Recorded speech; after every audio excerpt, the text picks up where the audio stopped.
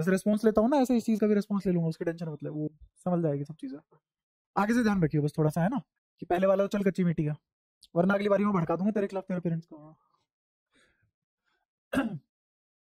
तो तुझे पता नहीं समझ में आएगा कि नहीं आएगा आज की क्लास में, पहले ही बता के चल रहा हूँ, है ना, क्योंकि दिक्कत यही है बीच में अगर तू बिना पिछली क्लासेस के आया है, ये पिछली क्लास पढ़ रखी है इन्होंने, भगवान जाने कैसी पढ़ी है, हाँ दिखता नहीं है मेरे को, क्योंकि इन्हीं को ही मुश्किल समझ आता है ना, तो खराब तो देख पढ़ाया जाता है, नो डाउट, क्योंकि इनको बहुत बुद्धि लगानी पड़ती है समझने के लिए। तो कंफर्टेबल रहता है क्लास में पक्का?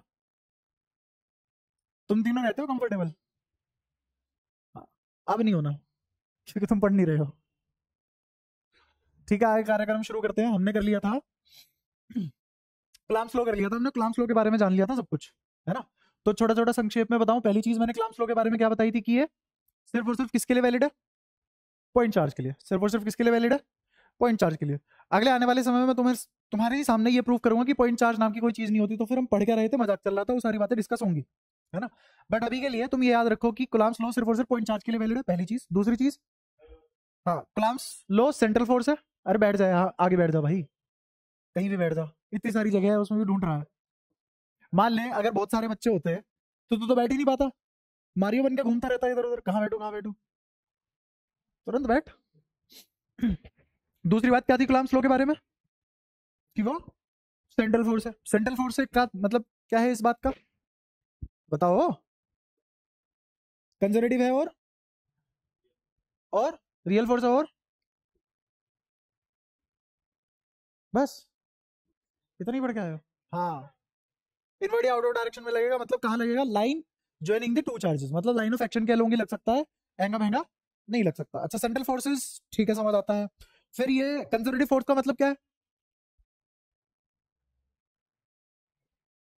हाँ, बहुत ही बढ़िया। अलग से क्या मतलब है इसका? क्या स्पेशल चीज है इनके बारे में? कंजर्वेटिव फोर्स के बारे में क्या स्पेशलिटी है? कि जो इनके थ्रू वर्क डन होता है वो पाथ पे डिपेंड नहीं करता। हाँ, काइनेटिक पोटेंशियल और पोटेंशियल काइनेटिक में ही जा सकती है, नॉन मैकेनिकल एनर्जी में नहीं कन्वर्ट हो सकती।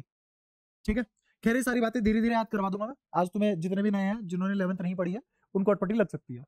अच्छा, दूसरा, रियल फोर्स से क्या तात्पर्य है? रियल फोर्स क्या होता है बताना शुरू कर दिया करो यार, आता तो ही तुम्हें, या नहीं आता तो ये बोलो नहीं आता।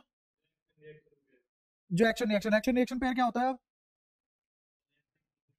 डायरेक्शन अपोजिट, मैग्नीट्यूड बराबर और डिफरेंट बॉडीज, ये दो ही पढ़ते हैं क्या बस? क्या, क्यों नहीं बोलते हो तुम कुछ भी? किस दिन तुम्हारी 1 घंटे की अलग से क्लास रखूंगा जिसमें या तो तुम जिंदा बचोगे या रिस्पॉन्स देना सीख जाओगे, है ना, दो में से कोई एक काम होगा। ठीक है, तो आगे की बात तो पे कार्रवाई शुरू करते हैं। एक और फाइनल प्रॉपर्टी जो सबसे काम की थी, जो मैंने तुम्हें लिखवाई थी, वो क्या थी? Force between any two charges is independent of presence और absence of any other charges या फिर एनीथिंग। जिसमें से मैंने तुम्हें कितनी बात पढ़ा दी थी, जो तुमने अपने दिमाग से, अपने सगे दिमाग से, सोतेले दिमाग से पढ़ा हो, वो कहां तक पढ़ा दिया था मैंने? क्योंकि मैं इतने टाइम बाद क्लास ले रहा हूं तुम्हारी, फ्राइडे को हुई थी लास्ट क्लास, मुझे तब भी याद है मैंने यहां तक पढ़ा दिया था। जिसमें मैंने एक एग्जांपल लिया था, 3 चार्ज है और किन्हीं दो से तीसरे वाले पे फोर्स निकालना है। इन दो की वजह से मान लो इस पे फोर्स निकालना है, तो इसकी वजह से लाइन ऑफ एक्शन पे यहाँ फोर्स, इसकी वजह से लाइन ऑफ एक्शन पे यहाँ फोर्स, और दोनों का हमने यहाँ फोर्स निकाला था √3F, याद हो? ये √3F नेट फोर्स था। देखो मैं बता देता हूँ, 3 क्लास तुम्हारी हो चुकी है कच्ची मिट्टी की, उसमें भी तुम ऐसे ही चुपोगे, बैठोगे, रिस्पॉन्स नहीं दोगे, और जो मैं पूछूंगा वो नहीं बताओगे, और बिल्कुल ऐसे पढ़ोगे जैसे पहली बार पढ़ रहे हो। तो मैं इन दो को ही पढ़ा दूंगा, फिर तुम आई क्यों रहे हो? फिर तो तुम ये बोल दो कि सर पैसे तो हम घर बैठे बैठे भी दे देंगे, ले लेना। मैं ले लूंगी, लो, मेरे को कोई दिक्कत नहीं है, तुम पेटीएम कर देना, मैं खुश हूँ, बताओ। ऐसे देते रहना। तो जब खर्च कर ही रहे हो, पैसे दे भी रहे हो यार, तो फिर यूजफुल बनो ना। तो √3F कौन था? F नेट था। कौन था? इन दोनों क्यू के बीच में जो फोर्स लग रहा था वो बदला, किसके आने की वजह से? इसके आने की वजह से बदला। इन दोनों के बीच में जो फोर्स था वो इसके आने की वजह से बदला नहीं। तो इसका मतलब इंडिपेंडेंट थे कौन से फोर्स जी, कौन से फोर्स, आपस में लगने वाले फोर्स किन्हीं भी दो चार्ज के इंडिपेंडेंट थे, इसकी प्रेजेंस और इन दो चार्ज के बीच में जो फोर्स लगा वो इंडिपेंडेंट था, एब्सेंस और प्रेजेंस ऑफ। कोई दिक्कत, पक्की बात है। इसी चीज को बोलते हैं सुपरपोजिशन प्रिंसिपल, ये भी पढ़ा दिया था मैंने, सुपरपोजिशन प्रिंसिपल। सुपरपोजिशन प्रिंसिपल अगर ना होता तो तुम पढ़ ही नहीं पाते कुछ भी। जैसे मान लो इन दो के बीच में जो फोर्स लग रहा है अगर वो इस पे डिपेंड करता तो तुम्हें दोबारा लिखना पड़ता इसका फोर्स, और ये फॉर्मूला किसी मतलब का नहीं था, ये फॉर्मूला किसी मतलब का नहीं था। अगर सुपरपोजिशन ना होता तो ये फॉर्मूला भी ना होता। क्यों? क्योंकि अब मुझे अलग तरीके से निकालना पड़ता ना, इन दो के बीच का अलग तरीके से निकालना पड़ता। मान लो एक और चार्ज आ गया, अब तीनों का दोबारा से निकालो, एक और चार्ज आ गया, अब चारों का दोबारा, यही करते रह जाएंगे फिर तो क्या हम कुछ भी पढ़ पाएंगे? कुछ भी नहीं पढ़ पाएंगे। इसीलिए मेरा फोर्स सुपरपोजिशन प्रिंसिपल फॉलो करता है। इसका मतलब जब मैं किन्हीं भी दो चार्ज के बीच का फोर्स निकालूंगा भूल जाऊंगा बाकी कौन से चार्जेस थे, जब इन दो के बीच का फोर्स निकालूंगा तब भूल जाऊंगा बाकी चार्जेस थे। ऐसे में इनफाइनाइट चार्जेस सिस्टम का नेट फोर्स निकाल सकता हूं। तो अगेन अगर मैं किन्हीं भी दो चार्ज के बीच का फोर्स निकालूं वो किस पे डिपेंड करेगा? उन दोनों के बीच की दूरी और उनके मैग्नीट्यूड पे, और किसी भी चीज पे डिपेंड नहीं करेगा। कौन चार्ज प्रेजेंट है कौन सा चार्ज एब्सेंट है, कितने प्रेजेंट है कितने एब्सेंट है, उस पर डिपेंड नहीं करेगा। और इसी चीज को बोला गया है कि मैं इंडिविजुअली सब फोर्सेस को जोड़ पा रहा हूं वेक्टरली, मतलब superposition principle. Again superposition principle बहुत ही सिंपल चीजों में लगती है ना। सुपरपोजिशन प्रिंसिपल मतलब दो चीजों को जोड़ देना, और अगर वेक्टर है तो वेक्टर के हिसाब से जोड़ना, और वेक्टर के हिसाब से जोड़ के क्या आता है? रिजल्टेंट। क्या आता है? रिजल्टेंट।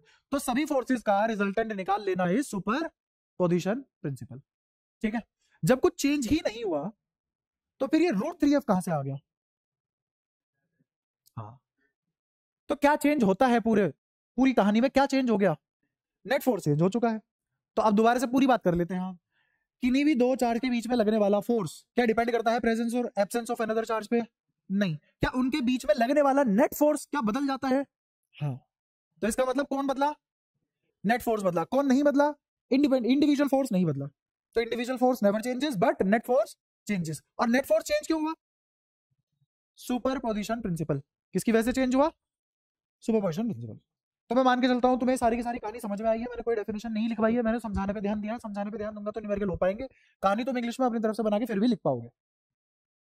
ठीक है, और वो थोड़ी थोड़ी जो तुम्हें इंग्लिश नहीं आती वो मैं सिखा दूंगा बीच बीच में। जैसे अभी अगर मैं तुम्हें बोलूं कि तुम्हें सुपरपोजिशन प्रिंसिपल डिफाइन करना है तो कैसे करोगे? तुम्हें हिंदी में आता है और तुम्हें अच्छे से समझ में आता है सुपरपोजिशन प्रिंसिपल क्या है, बताओ इंग्लिश में कैसे लिखोगे इसको? कोई तुमसे बोले कि राइट सुपरपोजिशन प्रिंसिपल, सीबीएसई में होंगी हरकतें, कॉम्पिटेटिव एग्जाम में नहीं होंगी। बोलो। तो क्योंकि तुम सीबीएसई दोगे तुम्हें आना चाहिए। Vector summation of all the forces is superposition. है इससे कुछ आसान? ऐसे बीच बीच में मैं हल्की फुल्की एक एक पैसे की इंग्लिश सिखाता रहूंगा। ठीक है, एक पैसे की।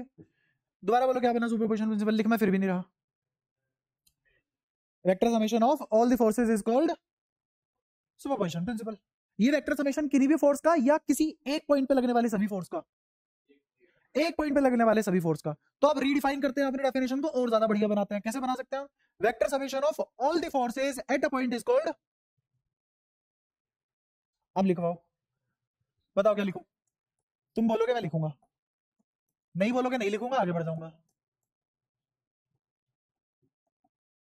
बताओ क्या लिखूं?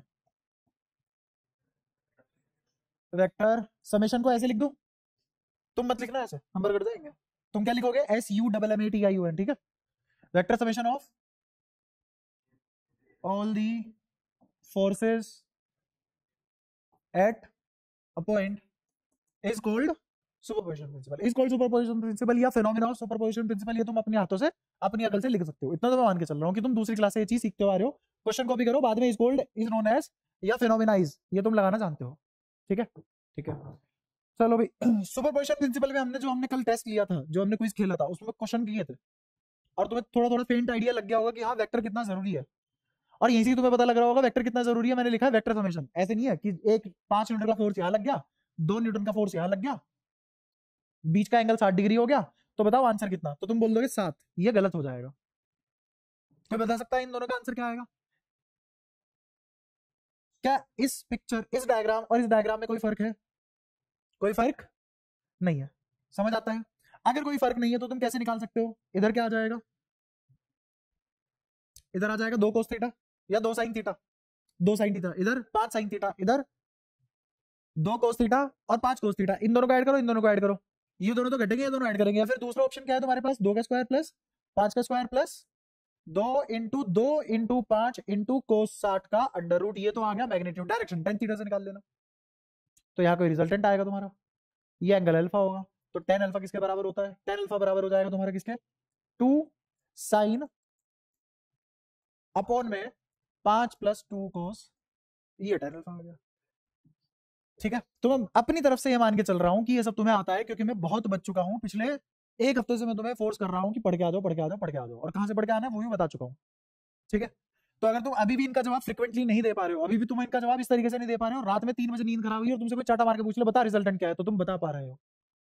अगर तुम्हारी अभी वो फ्लुएंसी नहीं है तो तुम अभी से ही अगर इतनी हरामजादी कर रहे हो मेहनत में, तो पूरा अभी 1 साल बचा हुआ है उसमें तो पता नहीं क्या करोगे। ठीक है, तो ये बात थोड़ा थोड़ा समझ के चलो। अगेन मैं ये सोच के पढ़ाऊंगा कि हमें नंबर लाने हैं पूरे में से पूरे, एक भी नहीं कटवाना है, तो हमें औरों से अलग पढ़ना पड़ेगा, औरों से ज्यादा पढ़ना पड़ेगा, ये सब मान के चलना। ठीक है, थोड़ी सी और काम की बातें करना शुरू करते हैं। अगर तुम बोलो तो थोड़ा अच्छा पढ़ाना चाहूंगा मैं, ठीक है, और अगर ऐसी लटकी शक्ल लेके बैठे रहे तो मैं फिर बीच में खराब हो जाऊंगा, फिर तुम्हें जो मैं अच्छा पढ़ा रहा था वो समझ में भी नहीं आया क्योंकि मैंने खराब पढ़ाना शुरू कर दिया, तो तुम रो जाओगे, है ना। तो अटेंटिव रहना। अभी अभी मैंने तुमसे बात की थी कि इंडिपेंडेंट ऑफ प्रेजेंस और absence of any other charge, तुमने ध्यान दिया हो चार्ज के बाद मैंने एनीथिंग भी लिखा था, ये एक्सप्लेन करना बाकी है ना। अगेन ये एक्सप्लेन मैं तभी कर सकता हूं जब तुम थोड़ी सी अकल लगाओ और साथ दो, साथ देना मतलब जब रिस्पॉन्स मांगा जाए तो रिस्पॉन्ड करो। तो अब एनीथिंग इंडिपेंडेंसी का मतलब समझते हैं। इसका मतलब ये है कि मान लो पहले मेरे पास 2 चार्ज थे, एक था Q1 एक था Q2, इन दोनों के पास इनिशियली क्या फोर्स लग रहा था कि Q1 Q2, मान लो इनकी दूरी, बीच की दूरी थी r अपॉन में r², बहुत बड़ी बात तो नहीं कर दी। इसी को क्या मैं बोलूंगा F12, इसी को क्या बोलूंगा F21 मैग्नीट्यूड वाइज। भाई जो दोनों एक पे लगाया वही एक ने किस पे लगा दिया, 2 पे लगा दिया, क्लियर है वाली बात।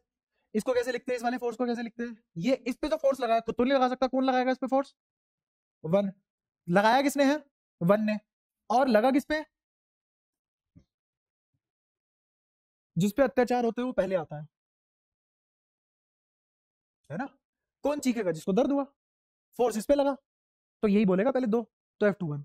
और ऐसे ही इस वाले फोर्स का क्या नाम हो जाएगा, इसका मतलब क्या है, 2 ने लगाया किस पे, एक पे लगा किस पे, एक पे लगाया किसने, 2 ने, कोई परेशानी। मैग्नीट्यूड वाइज बराबर है, डायरेक्शन वाइज अपोजिट दिख भी रहे होंगे, मैंने मैग्नीट्यूड लिया है, मैग्नीट्यूड किसके बराबर होगा दोनों का, K Q1 Q2 bye r² बराबर, यही होगा F नेट। फिलहाल एक ही फोर्स है, वही तो F नेट बना।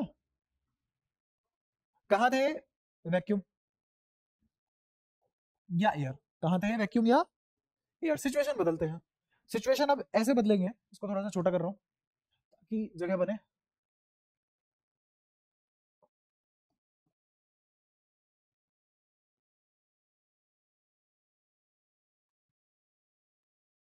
दिख रहा है अभी भी, दिख रहा है पक्का, ठीक है। वैसे देख के भी करते ही क्या हो, तुम भूलते हो बस। अब इसको सेटअप को डाल देते हैं किसी सॉल्यूशन में, है ना। थोड़ा थोड़ा अगर तुम्हें बताओ पोलर नॉन पोलर, तो मैं इसको किस सॉल्यूशन में डालना चाह रहा हूँ, मैं इस सॉल्यूशन को डालना चाह रहा हूँ पोलर सॉल्यूशन में। किसमें, पोलर सॉल्यूशन, जिसकी डायपोल मोमेंट 0 नहीं होती। पोलर सॉल्यूशन सबसे आसान क्या है, इजीएस्ट एग्जांपल पानी, H2O, तो इसको H2O में डाल रहे हैं। इसको प्रोटिक नॉन प्रोटिक के नाम से भी समझोगे अगर केमिस्ट्री और अच्छे से पढ़ोगे तो, बट अभी पोलर नॉन पोलर से काम चल जाएगा। बीच की दूरी कितनी, r, और तुमने किसमें डाला हुआ है इसे, पानी में। पानी में डालने का मतलब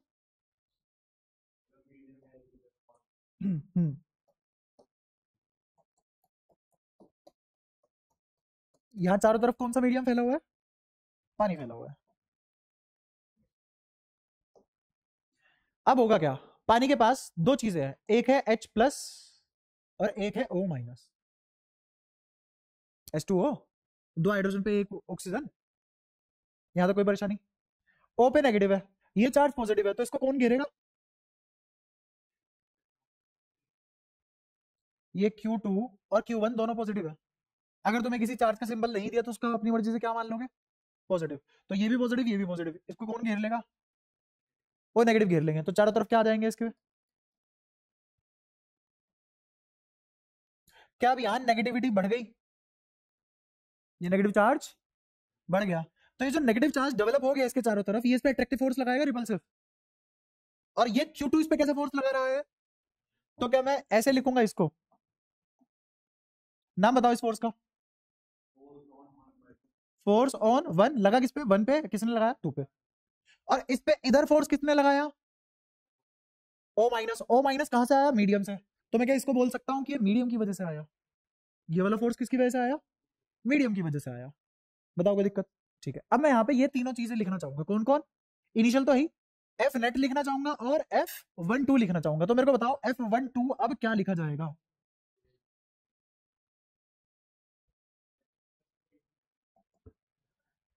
पहले तो ये बताओ कि ये F12 अब बदल नहीं जाएगा,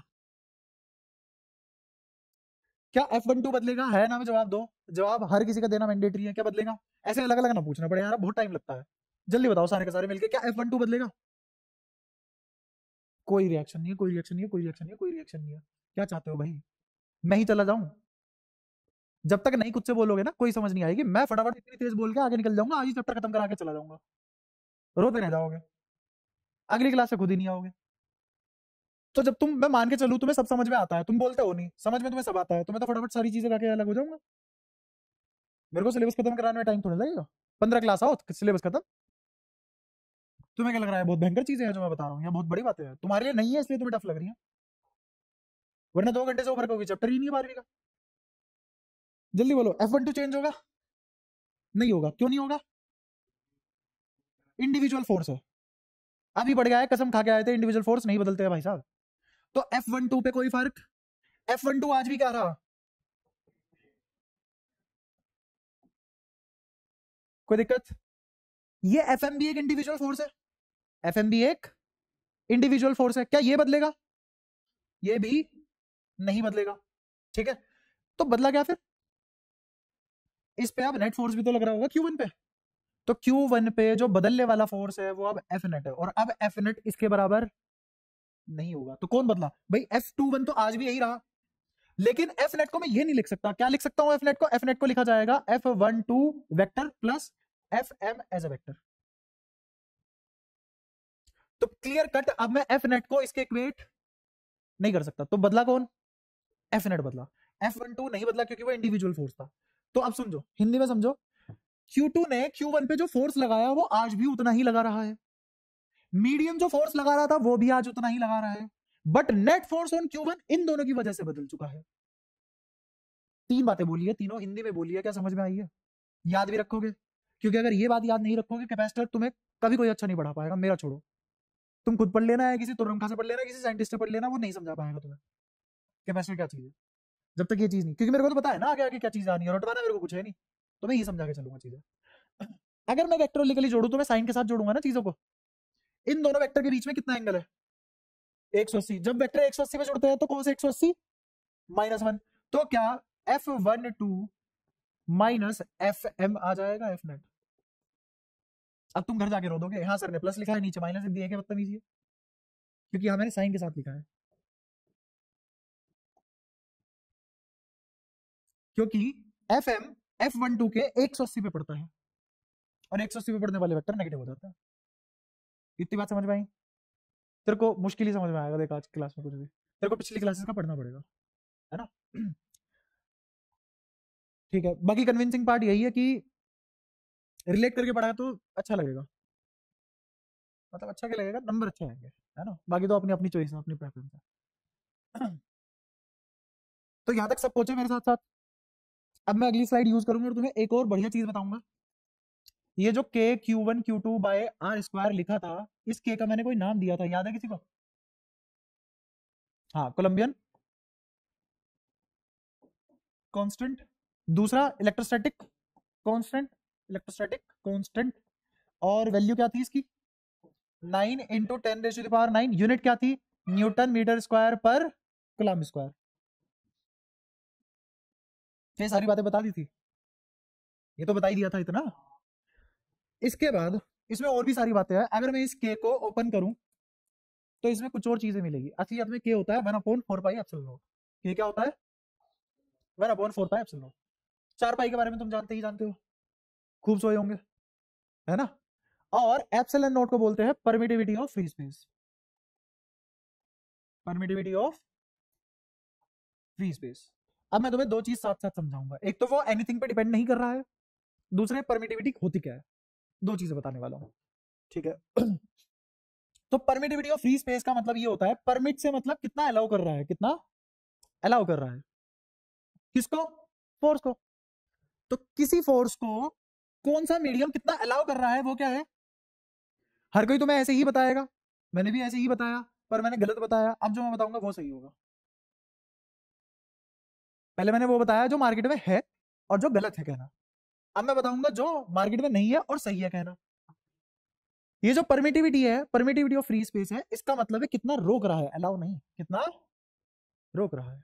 खुद सोचोगे तो तुम्हें पता लग जाएगा। अगर मैं फोर्स का फॉर्मूला लिखूं अब, तो फोर्स का फॉर्मूला लिखा जाएगा 1/4πε0 Q1 Q2/r²। कोई भी चीज अगर डिनोमिनेटर में आती है और वो बढ़ती है तो ये वाली क्वांटिटी घटेगी कि बढ़ेगी? तो जब ये बढ़ेगा तो ये, जब परमिटिविटी बढ़ेगी तो ये, तो इसका मतलब फोर्स को रोक रहा है, वो परमिट नहीं कर रहा है।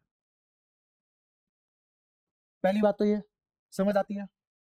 अब ये कितना कम कर देता है, ये कितना कम कर देता है फोर्स को, वही इसकी वैल्यू है, वही इसकी वैल्यू है। और थोड़ा सा अच्छे से समझाऊंगा इसको।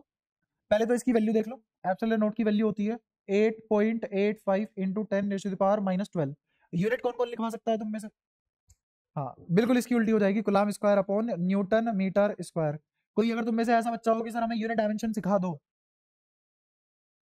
तो मैं सिखा भी दूंगा अलग से, पर इतनी हिम्मत तुम में होनी चाहिए कहने की बीच सड़क पे कि हाँ हमें नहीं आता है, तभी तो सीखोगे, है ना। मैं तो मान के ही चलूंगा तुम्हें सब कुछ आता है, और मैं ये भी मान के चलूंगा तुम्हारे 100 में से 100 आने वाले हैं। मानने की तो बात है ना, तो मैं तो अच्छी अच्छी चीजें मान के चलूंगा ना। ये जो मेरा भ्रम है कौन तोड़ेगा? तुम ही तो तोड़ोगे बता के, या सीधा पेपर में ही तोड़ोगे सर इतने नंबर आए हैं। तुम्हारी इच्छा है, जैसे भी करना चाहो। तो ये यूनिट हो गई इसकी। डायमेंशन करके लाना, मेरे को अगली क्लास में बताना। ये सब थोड़ी ना बताऊंगा यार, तुम पूछोगे तो बता दूंगा, नहीं पूछोगे तो मैं तो मान के चलूंगा कर लोगे, क्योंकि ये सब वो 11वीं वाली बातें हैं कि इसकी डायमेंशन क्या होगी, ये सब पोलैरिटी का। इसको क्या लिख लोगे? a²t², क्यों? एम्पियर और टाइम की प्रोडक्ट है। और इसको क्या लिख लोगे? mlt-2। इसको क्या लिख लोगे? l²। ऐसे कर करके निकाल लेना ऊपर नीचे करके, उसमें ही क्या। अच्छा तो वैल्यू वगैरह तो अपने को आ गई। जो भी चीज हम आज तक डिफाइन करते हुए हैं वो सब रिलेटिव है। इवन दूरी, मोशन, रेस्ट, ये सब क्या है? सब रिलेटिव है, ठीक है। तो हम यहाँ पे भी जो परमिटिविटी डिफाइन करेंगे वो भी कैसे करेंगे? रिलेटिवली डिफाइन करेंगे। कैसे डिफाइन करेंगे? रिलेटिवली। जैसे एक बहुत ही बढ़िया एग्जांपल, अगर तुमने कोई किसी को बुखार है और तुमने उसका तापमान नापा, तो तुमने क्या मेजर किया है? टेम्परेचर मेजर किया है या लेंथ मेजर किया? सबने टेम्परेचर मेजर किया है, बट असलियत में तुमने लेंथ मेजर किया। पारा हाइट ग्रो किया है, टेम्परेचर ग्रो किया है? उसमें जो मरकरी है थर्मोमीटर में, उसमें जो ग्रो कर रहा है, वो ग्रो में जो डिवीजन लगे हुए हैं, वो डिवीजन लेंथ बताते हैं या टेम्परेचर बताते हैं? वो लेंथ बताते हैं। उस लेंथ को कैलिब्रेट किया हुआ है टेम्परेचर में। नापी तुमने लेंथ ही है, और उस लेंथ के कॉरेस्पॉन्डिंग क्या बताया? टेम्परेचर। लेकिन बचपन से तुम्हारे कानों में क्या पड़ रहा है? टेम्परेचर नाप रहे हैं, लेकिन असलियत में क्या नापा? लेंथ। आंसर किसमें किया? टेम्परेचर में। बट मेजर तो लेंथ ही हुई है ना। तुमने कभी देखा है टेम्परेचर क्या चीज होती है? देखा? फील ही तो कर सकते हो टेम्परेचर बढ़ा है या घटा है, देख सकते हो। तो ये कैसी डोरेमोन की डिवाइस है भाई साहब? टेम्परेचर, अच्छा ये टेम्परेचर है, ऐसे होता है टेम्परेचर। ये सब नहीं देख सकते हमने उसको किसमें कैलिब्रेट कर रखा है? लेंथ में। कि इतना टेम्परेचर बढ़ा तो इतनी काइनेटिक एनर्जी बढ़ी तो इतना एक्सपेंशन आया, और वो एक्सपेंशन हमेशा लेंथ में ही तो नापेगा। तो हम XYZ ही तो देख पाते हैं दुनिया में। हम क्या देख पाते हैं? ये दो आंखें, ये दो आंखें बस तीन ही चीज देखती है, X axis, Y axis, Z axis, के अलावा कुछ नहीं देख सकती, ठीक है। ना इंसान के अंदर, ना आत्मा, ना सच, ना झूठ, ना एनर्जी, ना वर्क डन, कुछ नहीं देख सकते हम। ना समय देख सकते। क्या देख सकते हैं? सिर्फ XYZ, बस। और तुम कह रहे हो हमने टेम्परेचर देखा है, कैसे हो सकता है? तो तुमने क्या नापा है वहां पे? लेंथ ही नापी है। तो तुमने क्या किया है वहां पे? लेंथ को रिलेट किया है किससे? टेम्परेचर से, है ना। तो अब मैं यहाँ पे तुम्हें जो पढ़ाने वाला हूँ वो पढ़ाने वाला हूँ रिलेटिव परमिटिविटी, क्योंकि ये ज्यादा काम की चीज है। क्यों ज्यादा काम किया समझना। ऐसे ही तुमने एक और चीज पढ़ी है, 11 तुम्हें पता नहीं पड़ी है नहीं, भगवान जाने। स्पेसिफिक ग्रेविटी नाम सुना है कभी इस चिड़िया का? स्पेसिफिक ग्रेविटी कहाँ आता है? फ्लूइड्स में। क्या होता है स्पेसिफिक ग्रेविटी, अगर किसी को याद हो? जिसकी निकालते हैं उसकी किससे डिवाइड कर देते हैं?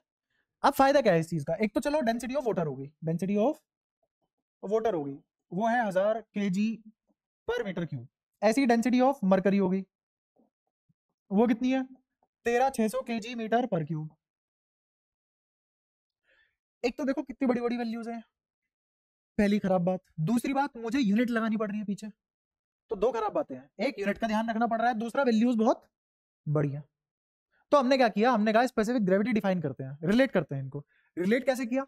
हम हमेशा जो भी डेंसिटी बोलेंगे वो हमेशा H2O के रेस्पेक्ट में बोलेंगे, जो भी डेंसिटी बोलेंगे वो H2O के रेस्पेक्ट में बोलेंगे। तो नीचे किसकी डेंसिटी आ जाएगी? ऊपर किसकी डेंसिटी?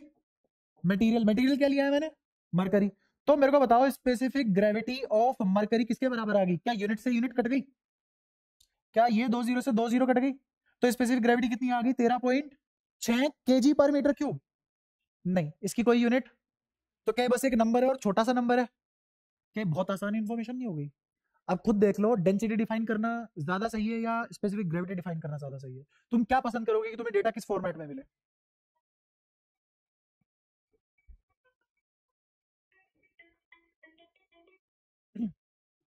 यहां तक बताओ, कोई भी दिक्कत?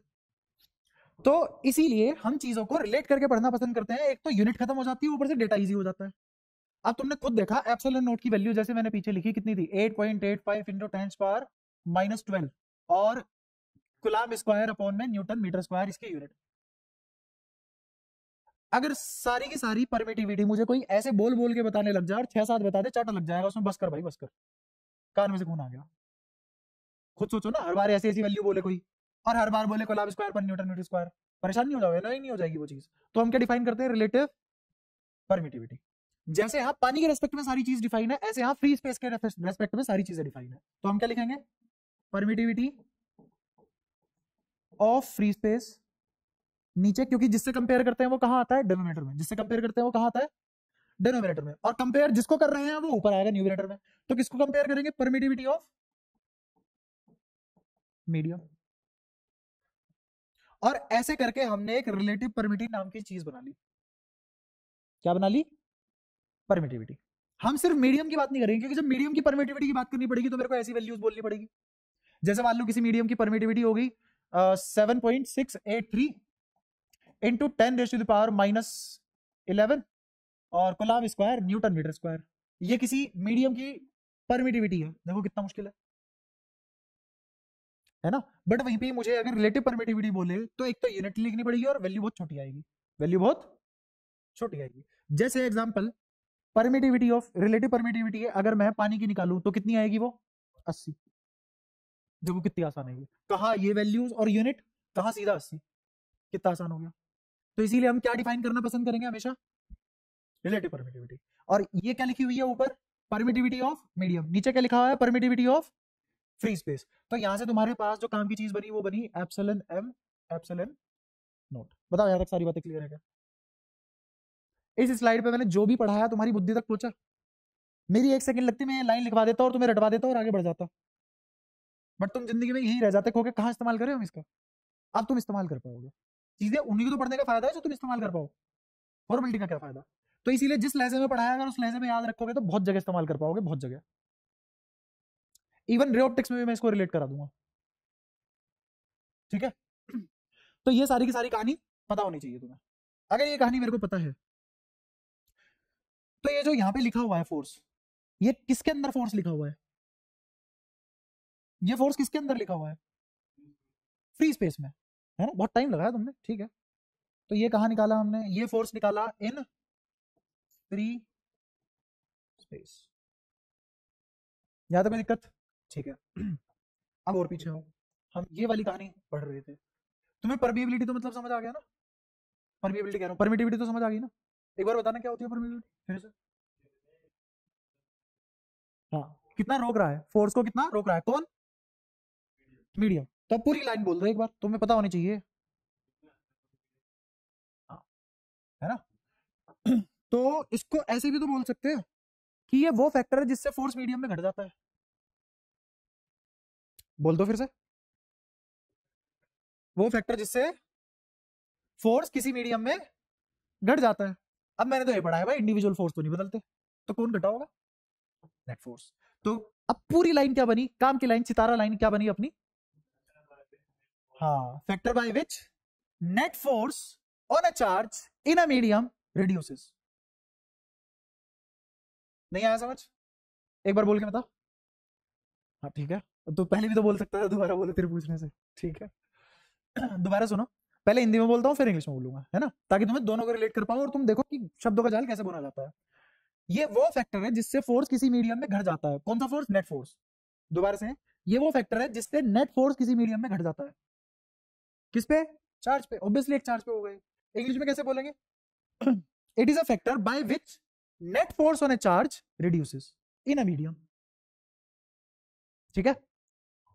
अब तुम्हारा दिमाग सारा का सारा रटने में जाएगा, इसलिए मैं चाहता हूं मैं लिख दूं और तुम इसको समझ के पढ़ो हमेशा। Factor by which net force reduces on a charge in a medium। ठीक है। अगेन जिसको समझ में आ गया वो ये लाइन पढ़ भी लेगा, जिसको समझ नहीं आया वो लाइन पढ़ भी लेगा। तो यहाँ अटकेगा, फिर यहाँ अटकेगा, फिर यहाँ अटकेगा, और फिर वहां अटकेगा, क्योंकि मैंने सब कुछ छोटे छोटे में लिखा है। आगे तो मैं और भी जागती करने वाला हूँ, ये थोड़ा बहुत जानते हैं, बिल्कुल ही शॉर्ट हैंड पे आ जाएंगे, है ना। लेकिन तुम्हें फिर भी पढ़ने में आएगी वो चीज, और इससे ये भी टेस्टेबिलिटी हो जाएगी तुम्हारी, अगर तुम समझ पा रहे हो उस पढ़ी लिखी हुई लाइन को तो तुम्हें समझ में आया था, नहीं पढ़ पा रहे हो तो नहीं समझ में आया था। तो खोट मेरे आलस की नहीं है, फिर खोट किसकी है? तुम्हारी समझ की है। ठीक है, पढ़ के बताओ। Factor by which in a medium. अब याद हो गया सभी को? पक्का? ठीक है, तो बोल दो।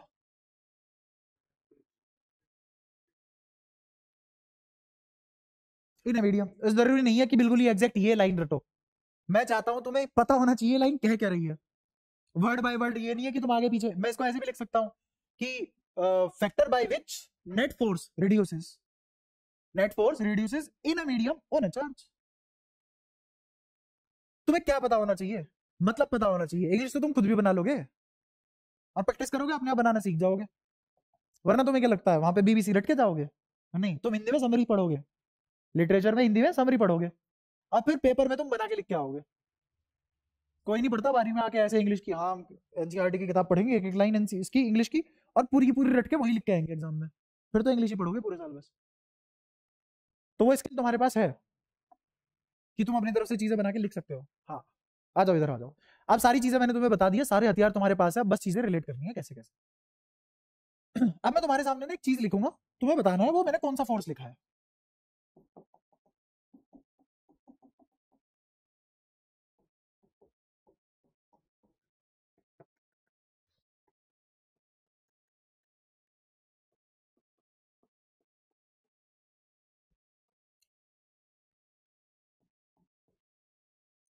ये कौन सा फोर्स है, पहचानोगे उसमें से? फोर्स ऑन, नाम कितने सारे नाम है, एफ एम है, एफ नेट है, F12 है, ऐसे बताओ ना। ये कौन सा फोर्स है? F12। चलो, मेरे को उम्मीद थी है तो तुम बता दोगे, इसका बताओ।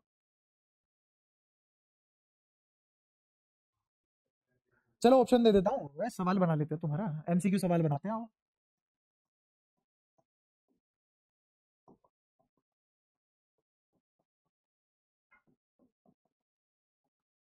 लो चार ऑप्शन, एबीसी में बताओ कौन सा है।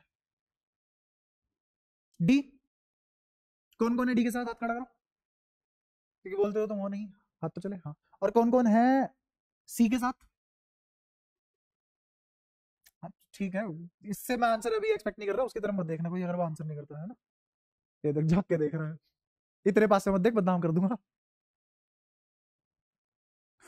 और तू सोच रहा हो चलो कोई नहीं, तीन के सामने ही तो है, तुम एक ही स्कूल से हो, 150 बच्चे के पास जाएगी बात। ठीक है। तो एक का आंसर है ये, और बाकी सबका आंसर है डी, है ना। तो मैं ये पूछना चाहूंगा, जिसने डी आंसर दिया है, तुमने क्या सोच के दिया डी आंसर? कुछ भी सोच के नहीं दिया, ऐसे ही बोल दिया। तो मीडियम का नहीं होना चाहिए, उसमें मीडियम आया हुआ है। अब मीडियम एक इंडिविजुअल फोर्स है, किस किस के बीच का, इन ऑक्सीजन के और इस चार्ज के बीच का इंडिविजुअल फोर्स है, कौन, Fm। वो ना घट सकता ना, तो बचा कौन चेंज होने को, क्योंकि मैंने तुम्हें क्या पढ़ा है कि एप्सिलन एक वो चीज है, वो फैक्टर है जिससे फोर्स घटता है, और घट तो नेट ही सकता है ना, मीडियम थोड़ी ना घट बढ़ सकता है, कौन सा फोर्स घटेगा, नेट, बढ़ेगा भी कौन सा, नेट। तो जो चेंजेस आएंगे वो किस में आएंगे, नेट फोर्स में। तो इसका मतलब आंसर कौन सा सही है, तो जो नीचे एप्सिलन एम लगा है, मैं बता रहा हूँ 99% बच्चा उसको इसी फोर्स के नाम से जानता है और गलती कर देता है। असलियत में ये कौन सा फोर्स है, ये बात क्लियर है, पक्का। तो एफ नेट लिखा गया 1/4 पाई। अब एक और चीज मैं यहाँ पे तुम्हें बताना चाहूंगा कि ये जो हमने बातें की है, इसमें मैंने तुम्हें एप्सिलन आर किसके बराबर लिखवा रखा है, epsilon M upon epsilon nought. थोड़ी सी और क्रूड फोर्स में बात करते हैं, बिल्कुल ही एग्जैक्टनेस में। क्या मैं यहाँ पे एप्सिलन एम को एप्सिलन आर लिख सकता हूँ, अरे मैथमेटिकल स्टेटमेंट है, उसमें भी ऐसे आगे फाड़ के देख रहे हो, पता नहीं क्या कर दिया। इसमें इस वाली चीज को दुनिया प्यार से के बोलती है, ये इलेक्ट्रिसिटी कांस्टेंट नहीं है, छोटा के है, वो क्या था कैपिटल के, ये क्या है छोटा के, और इसका नाम है डाइलेक्ट्रिक कांस्टेंट। डाइलेक्ट्रिक, मैंने डाइलेक्ट्रिक कांस्टेंट एक जगह और बात की थी तुमसे, याद है। चलो एक सवाल पूछता हूँ, याद आएगा तुम्हें, हाँ डायपोल वाले में, शाबाश। तो डायपोल में मैंने कहा था यही डाइलेक्ट्रिक बनेगा। मैं जो जो पढ़ाऊंगा तुम खुद इमेजिन करोगे कि हाँ ये हमारे बस की नहीं थी सोचनी, ये आदमी ने बता दिया तो हमने सोच लिया, वरना हम कभी नहीं सोचते। तो तुम अब अगर ये सब बातें सीख लोगे ना, तो तुम ओवर पावर्ड हो जाओगे। Over powered in the sense, ना तो कोई तुम्हें कंफ्यूज कर पाएगा, तुम सीधा टीचर के लेवल के ऊपर खेलोगे, और तुमसे स्कूल में क्या ही पूछ लेंगे फिर वो, जब तुम्हें सब कुछ पता होगा। ठीक है। तो फिर से यहाँ पे आते हैं, यहाँ पे क्या लिखो अब मैं लिख दूं, ये के अगेन कौन से वाला के है, डाइलेक्ट्रिक वाला के है ना। तो इसको मैं थोड़ा सा ऐसे बना देता हूँ, मुरझाया हुआ के, ठीक है। इनटू में Q1 Q2 अपॉन में R स्क्वायर, ये हमने नेट फोर्स लिखा है, ये क्या लिखा है, नेट फोर्स। कोई परेशानी, इन शॉर्ट मैंने ये लिखा है F12 माइनस Fm। मेरी बात समझे जो मैंने कहा, अब मैं इसको अलग अलग तरीके से रिलेट करके दिखाता हूं तुम्हें। इस एफ नेट को क्या मैं ये लिख सकता हूं, देखो इतना तो F12 था और नीचे के था, क्या एफ नेट F12 बाई के आ गया, है ना। अब एक और बात सुनो, अब मजा आएगा तुम्हें, ये पढ़ो मैंने क्या लिखवाया।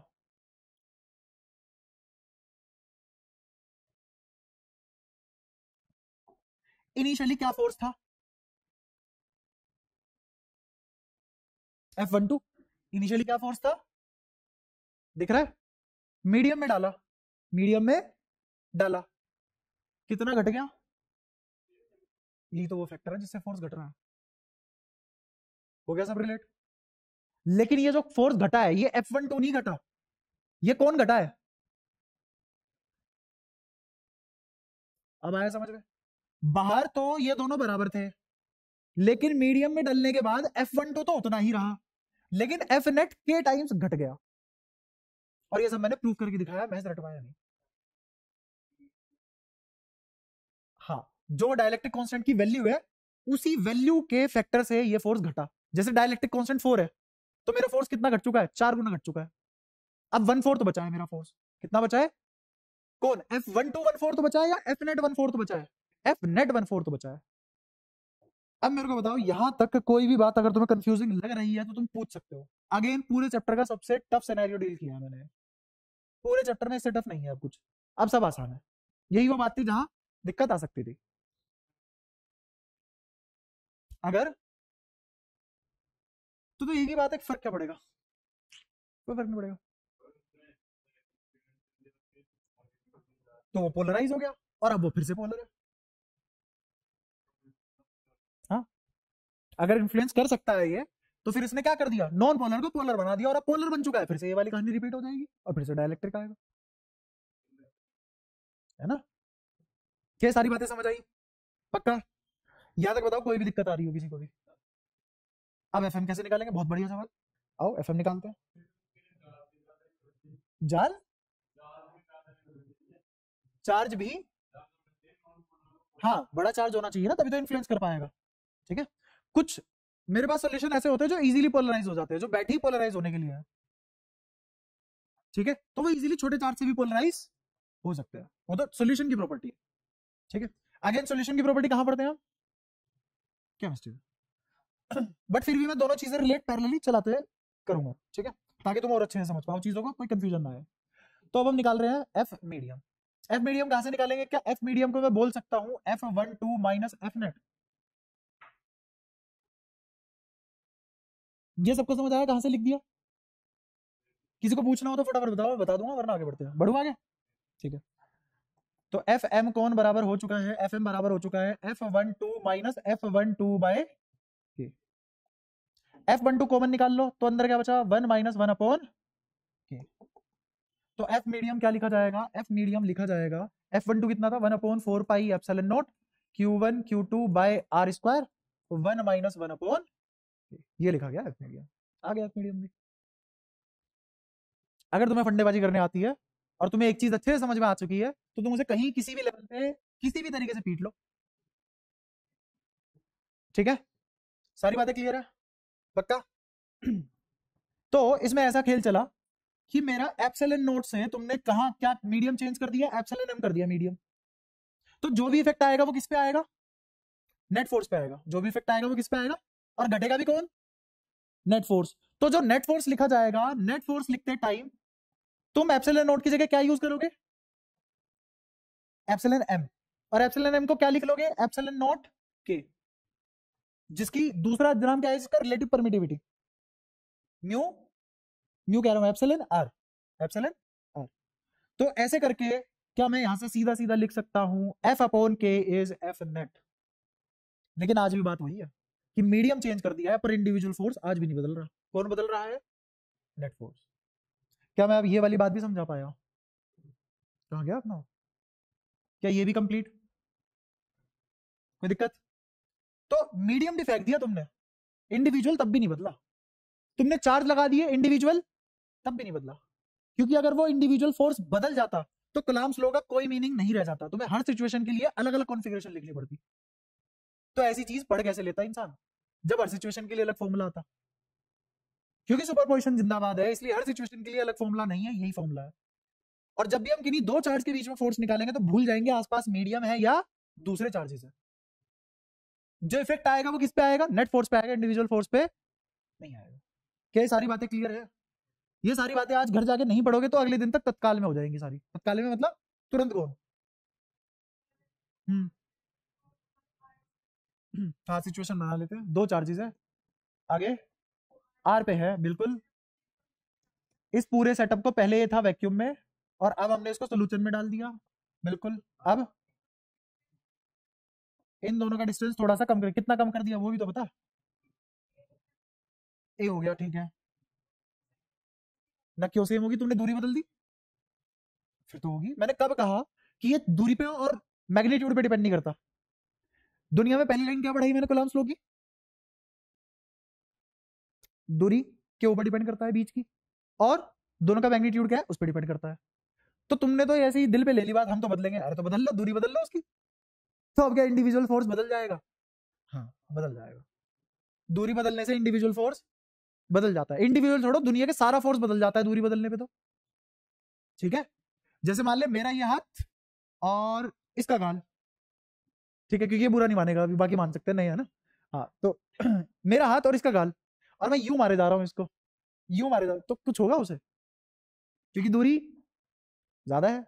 5 जाके लगाओ तो पूरी फील आ जाएगी, क्योंकि दूरी कम है। तो दुनिया का हर फोर्स का रूल है, दूरी बदलने से चाहे इंडिविजुअल फोर्स हो, चाहे नेट फोर्स हो, चाहे मीडियम का फोर्स हो, बदलेगा ही बदलेगा। अब जो ऑक्सीजन इसको घेरेंगे वो इस पे अट्रैक्टिव फोर्स भी तो ज्यादा लगाएंगे, और रिपल्शन भी बढ़ेगी, क्योंकि दूरी तुमने चेंज कर दी। दूरी कम होने से फोर्स, दूरी कम होने से फोर्स बढ़ता है, चाहे अट्रैक्टिव हो चाहे रिपल्सिव हो, और दूरी बढ़ने से फोर्स घटता है, चाहे अट्रैक्टिव हो चाहे रिपल्सिव हो। ठीक है, और मैग्नीट्यूड बढ़ाने से फोर्स बढ़ता है। एक चार्ज का मैग्नीट्यूड बढ़ाओगे तो भी बढ़ेगा, दोनों का बढ़ाओगे तो भी बढ़ेगा। तो मैग्नीट्यूड बढ़ाने से भी फोर्स बढ़ता है और मैग्नीट्यूड घटाने से फोर्स। अब कोई इंडिविजुअलिटी की बात नहीं रही, अब फोर्स की बात हो रही है, चाहे वो इंडिविजुअल हो चाहे कोई सा भी हो। ठीक है, तो इस सिचुएशन में तूने क्या चेंज किया, डिस्टेंस। तो तुमने जब उसकी जड़ी हिला दी तो पत्तियां तो गिरेंगी गिरेंगी सारी, तो अब सब कुछ चेंज होगा। ठीक है, और पूछो, और किसी को कुछ पूछना हो इतने सिनेरियो से, बोलो। दो मीडियम, दो मीडियम रख दिया मतलब कैसे? अच्छा ऐसे, ये यहाँ एक मीडियम है, मीडियम 1, यहाँ है दूसरा मीडियम, मीडियम 2, और यहाँ एक चार्ज है Q1, यहाँ एक चार्ज है Q2। ये हाँ, तो वो ऊपर ही तैरेगा, पानी में थोड़ी ना मिक्स हो जाएगा। हाँ तो ये वही तो बात है, और क्या बनाया देख तेरे सामने, यही तो बात है। ये ले वही तेरी चबूरी बनाएगी, ये ले वाटर, हो गए दो मीडियम। तब एफ नेट ही बदल सकता है, इंडिविजुअल फोर्स आज भी नहीं बदलेगा, तब भी क्या बदलेगा, सिर्फ और सिर्फ एफ नेट। अब मैं इफेक्टिव के निकालूंगा दोनों का, हाँ। वो मैं तुम्हें उसमें कैपेसिटर में पढ़ाऊंगा, हाँ, कि दो डायलैक्ट्रिक पैरेलल में लगाते हैं, दो डायलैक्ट्रिक सीरीज में लगाते हैं। इन शॉर्ट में ऐसे भी कर सकता हूँ, तो तुमने अभी सिंपल सोच रहा है ना, टेंशन मत लो, तुम जितना सोचोगे उससे तो मैं बहुत ज्यादा पढ़ाऊंगा। तुम जो जो सोच सकते हो तो मैं अपने आप ही आंसर कर रहा हूँ, और तो जो तुम नहीं सोच सकते वो मैं तुम्हारे दिमाग में डालूंगा कि तुमने ये नहीं सोचा। ठीक है, यहाँ बस बिल्कुल उल्टा पढ़ाया जाता है। उल्टा कैसे पढ़ाया जाता है कि और जगह मार्केट में क्या होता है कि बच्चा ये ना पूछ ले, यह होता है ये तो पूछ ही लिया, मैं भी तुमसे कुछ चीजें पूछूंगा, वो भी तुम्हें सोचनी चाहिए थी जो तुम्हें पूछनी चाहिए थी, है ना। अब मैं तुम्हें क्या क्या पढ़ाने वाला हूँ, मैं तुम्हें ये भी पढ़ाऊंगा कि अगर मैं डायलैक्ट्रिक इस मैनर में भर दूं कि यहाँ से यहाँ डायलैक्ट्रिक ये है और यहाँ से यहाँ डायलैक्ट्रिक ये है, अब बता दे फैशन भी अलग है डायलैक्ट्रिक का, समझ गया। तो अब इसका क्या इफेक्टिव कैसे निकालेंगे, ऑब्वियसली ये वाली बात मैं तुम्हें अलग से कॉम्पिटेटिव एग्जाम में पढ़ाऊंगा, तुम्हें सीबीएसई वालों को ये बात पढ़ने की जरूरत नहीं पड़ेगी। सीबीएसई वालों को ये बात पढ़ने की इसलिए जरूरत नहीं है क्योंकि सीबीएसई वाला कभी सोच के ही नहीं बैठा ये बच्चा पढ़ेगा भी, एडवांस वगैरह में ये सब आता है, क्योंकि इसका आंसर ही लोग में आएगा जब सोल्व करोगे, तो वो सब बताऊंगा बाद में, है ना। अभी तुम बस ये सीख जाओ कि अगर एक डायलैक्ट्रिक डाला है उसका क्या इफेक्ट बनेगा, मल्टीपल इफेक्ट कैपेसिटर में सिखाई दूंगा मैं। ठीक है, तो ये सारी बातें भी हमने कर ली। अच्छा अब मैं तुम्हें इलेक्ट्रिक फील्ड पढ़ाऊंगा और फिर से दोबारा यही चीज रिवाइज करवाऊंगा इलेक्ट्रिक फील्ड से जोड़ के। अब पढ़ते हैं इलेक्ट्रिक फील्ड। इलेक्ट्रिक फील्ड को एक बार तो पूरा लिख ही देता हूँ जीवन जहान में, आगे से मैं इसको ई एफ से डिनोट कर दूंगा। हमारे यहाँ तीन चीजें हैं, तीनों चीजें सुनो, एक है इलेक्ट्रिक फील्ड, एक है इलेक्ट्रिक फील्ड लाइन, एक है इलेक्ट्रिक फील्ड इंटेंसिटी। दोबारा ये क्या लिखा है, ये क्या लिखा है, और ये क्या लिखा है, तीनों बातें अलग अलग है। तुम जो पढ़ते हो तुम्हें खुद नहीं पता होगा साल के आखिर तक तुमने इन तीनों में से क्या पढ़ लिया, बट ये तीनों अलग अलग है। इलेक्ट्रिक फील्ड बस एक कहने की बात है, एक कहने की बस बात है कि ये वो इलाका है जहां इफेक्ट फील किया जाता है फोर्स का, जहां इफेक्ट फील किया जाता है फोर्स का। जैसे तुम यहां चल रहे हो और यहां चलते चलते यहाँ एक गड्ढा खोद के उसमें पानी डाल दिया जाए और तुम्हारा पैर पानी में पड़ा और तुम देख भी नहीं रहे, तुम्हें पता पड़ जाएगा पानी में हो, तो बिना देखे पता पड़ जाएगा ना पानी में हो, कैसे पता लगा वो, तुमने इफेक्ट फील किया उसका, पानी गीला है, अलग टाइप का फोर्स लगाता है, पैर थोड़ा भारी फील होगा, या पैर को मूव करने में ज्यादा दिक्कत आएगी, रेजिस्टेंस ज्यादा फील होगी, तो क्या तुम्हें ऐसे पता पड़ जाएगा कि तुम्हारा पैर किसी लिक्विड में आ चुका है। ठीक है, सेम वे में इलेक्ट्रिक फील्ड एक ऐसा इलाका है जहां पे दूसरे चार्ज का फोर्स फील हो जाता है, जहां पे दूसरे चार्ज का फोर्स फील हो जाता है। इलेक्ट्रिक फील्ड में बस इतनी ही बात है और कोई बात नहीं है। तो क्या लिख सकते हैं हम यहाँ, area in which force of another charge is felt। क्या ये तुम घर जाके पढ़ लोगे, अनदर लिखा था, या सुंदर करो इसको, अभी तुम्हारी कच्ची मीठी है, अभी एक महीना तुम करवा सकते हो ये सब बातें मेरे से, एक महीना बाद बोलोगे सर ये ढंग से लिख दो, मैं डांट दूंगा, क्योंकि उस टाइम पे तुम्हें थोड़ा थोड़ा मतलब वो होता है ना, भाईचारा आ जाना चाहिए। आज तो लिख देता हूँ, चलो कोई नहीं, क्या याद रखोगे। पढ़ना एक बार क्या लिखा है, एरिया इन विच, वो कौन है, इलेक्ट्रिक फील्ड। ठीक है, अब इलेक्ट्रिक फील्ड लाइन है एक कॉन्सेप्ट, इलेक्ट्रिक फील्ड लाइन है एक कॉन्सेप्ट, और इलेक्ट्रिक फील्ड इंटेंसिटी है एक फिजिकल क्वांटिटी। ये क्या है, एक फिजिकल, और फिजिक्स में तो हम फिजिकल क्वांटिटी पढ़ते हैं ना, तो हम ये पढ़ेंगे पूरे साल, इन दोनों में से कुछ नहीं पढ़ेंगे। ये क्या है, एक बात कहने की बस, ये क्या है, एक कॉन्सेप्ट, तो एक कॉन्सेप्ट भी बताता हूँ क्योंकि मेरे को इस कॉन्सेप्ट की जरूरत पड़ेगी इसलिए बता रहा हूँ तुम्हें कुछ चीजें समझाने के लिए, और बाद में पढ़ कर रहे होंगे हम फिजिकल क्वांटिटी जो कौन है, इलेक्ट्रिक फील्ड इंटेंसिटी। तो पहले ये समझो कॉन्सेप्ट कैसे बना है। कॉन्सेप्ट ऐसे बना कि इलेक्ट्रिक फील्ड इलेक्ट्रिक फील्ड है एक फोर्स ही है एक, क्योंकि क्या फील हुआ है इसके अंदर आने में, एरिया के अंदर आने में क्या फील हुआ, फोर्स फील हुआ। तो इसने क्या जनरेट किया होगा, फोर्स जनरेट किया होगा। तो इलेक्ट्रिक फील्ड है तो एक फोर्स ही, इलेक्ट्रिक फील्ड है तो एक फोर्स ही, इसीलिए फोर्स फील हो रहा है मुझे एंटर करते ही। तो कॉन्सेप्ट ये बना कि भाई साहब चार्ज तो यहां है ना, दूसरा पहले वाला चार्ज यहां है, इन दोनों में कोई फिजिकल कॉन्टैक्ट है क्या, कोई फिजिकल कॉन्टैक्ट नहीं है। तो तुमने कभी अपने जीवन में कष्ट नहीं किया ये सोचने की कि इन दोनों के बीच में दूरी आ रही है, एक दूसरे को टच नहीं कर रहे हैं, इस Q1 ने इसको धक्का कैसे मारा। मैं तो नहीं मार पाता तुम्हें ऐसे धक्का बिना टच किया, इसने कैसे मारा। मैं चार्ज नहीं हूं, ठीक है मान लिया, आगे बता, पर मैं बना तो चार्ज से ही हूं ना, ओवरऑल न्यूट्रल हूं, ठीक है, तुम भी न्यूट्रल हो, जीरो है दोनों की, है ना। तो इसका मतलब फोर्स इलेक्ट्रिक फील्ड के थ्रू लग रहा है। ये क्या बात हुई क्या, तूने बात बहुत सही बोली है, पर मैं एक और क्वेश्चन रेज कर रहा हूं कि ये क्या बात हो गई कि इलेक्ट्रिक फील्ड ने इस पे फोर्स लगा दिया, मुझे तो समझ नहीं आया। फोर्स तो धक्के से लगता है, फोर्स इज पुश और पुल, इस पे जब तक कोई पुश या पुल नहीं करेगा ये नहीं सरक सकता, पर ये सरका, तो इसका मतलब पुश और पुल लगा। वो रिपल्सिव फोर्स आया कहां से, तो हमने पता है पढ़ने का एक कॉन्सेप्ट बनाया, वो कॉन्सेप्ट क्या सीखना, कॉन्सेप्ट कोई सच्चाई नहीं होती, कॉन्सेप्ट होता है पढ़ने का तरीका क्या हो मेरा। जैसे मैं तुम्हें फिजिक्स पढ़ा रहा हूँ, दुनिया में कितने मास्टर होंगे फिजिक्स पढ़ाते होंगे, जितने बच्चे उतने मास्टर, आज की डेट में तो उतने ही है, हर बच्चे के लिए एक टीचर है ना, जो कुछ नहीं कर रहा है वो कुछ ना कुछ पढ़ा ही रहा है जिंदगी में। तो मान लो फिजिक्स के कितने टीचर, जितने बच्चे, पढ़ा सब फिजिक्स ही रहे हैं, सब 12वीं का ही पढ़ा रहे हैं, बट सब अलग अलग भी तो पढ़ा रहे हैं। कैसे पढ़ा रहे हैं अलग अलग, क्योंकि उनको सब्जेक्ट दिखाने का नजरिया अलग अलग पता है। हर एक का पढ़ाने का तरीका अलग क्यों है, क्योंकि सबने अलग अलग नजरिए से देख रखा है उन चीजों को, नजरिया बदला कॉन्सेप्ट बदले। तो मैं तुम्हें फिजिक्स जिन कॉन्सेप्ट से पढ़ा रहा हूँ वो अलग है, कोई और अलग कॉन्सेप्ट से सेम ही चीज पढ़ाएगा। तो कॉन्सेप्ट क्या है, चीजों को पढ़ने का एक जरिया, कॉन्सेप्ट क्या है, चीजों को पढ़ने का एक, तो हमने भी इसको पढ़ने का एक जरिया बनाया। और वो जरिया क्या है कि कोई इमेजिनरी खुदा का या अल्लाह का या भगवान का कोई हाथ होगा जिसने इसके रहपट मारा होगा और ये आगे बढ़ गया होगा। अब हर बार मैं हाथ बनाऊंगा तो वियर्ड लगेगा, है ना, और ये लगेगा फिजिक्स का आदमी कैसी स्पिरिचुअल बातें कर रहा है, हाथ आ गया, वो भी इमेजिनरी, ये कैसे इमेजिनरी हाथ है ना। तो हमने क्या कहा कि एक फोर्स की लाइन होगी, एक फोर्स की लाइन होगी, इस हाथ को मैंने लाइन की इंप्लीकेशन दी, इस हाथ को किस फॉर्म में माना, लाइन की फॉर्म में माना। ऐसे ही तुम सीनरी में करते थे बचपन से, सीनरी में एक सूरज निकला, उस सूरज से तुमने रोशनी ऐसे निकाली, क्या रोशनी ऐसे दिखती है तुम्हें आती हुई, तीर आ रहे हो तुम्हारी तरफ चुभते हुए, ऐसी कौन सी रोशनी है, समझ पा रहे हो, तो ये तुम बचपन से कर रहे हो। तो तुमने वहां लाइट को किस फॉर्म में माना, लाइंस की फॉर्म में, ऐसे ही यहां मैंने फोर्स को किस फॉर्म में माना, लाइन की फॉर्म में। तो इलेक्ट्रिक फील्ड को भी क्या माना हमने, लाइन की फॉर्म में, तो उसी को बोला गया electric field lines. Electric field, एक इमेजिनरी हाथ की बजाय मैंने क्या वर्ड यूज किया, लाइन। ऐसे थोड़ा पढ़े लिखे लगेंगे ना।